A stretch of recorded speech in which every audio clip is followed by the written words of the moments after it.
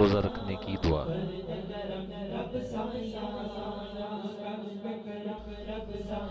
سحری کے وقت کون سی دعا پڑھنی چاہیے؟ اس کا جواب بہت آسان ہے۔ روزہ رکھتے وقت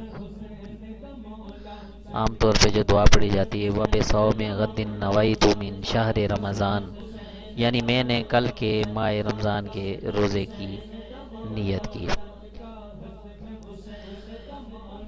عزیز ساتھیو، آج کل ہم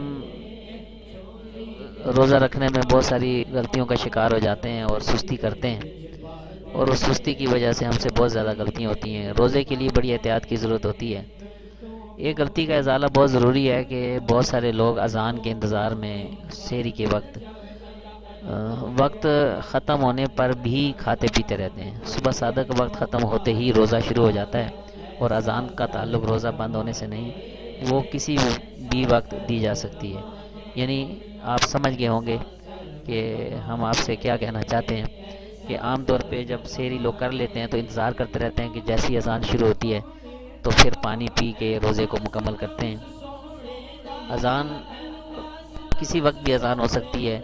جب روزے کا وقت ختم ہو جاتا ہے تو تب کھانا پینا بند کرنا چاہیے، اذان کا انتظار نہیں کرنا چاہیے۔ امید ہے کہ آپ کو بات سمجھ آ گئی ہوگی۔ اللہ خیر۔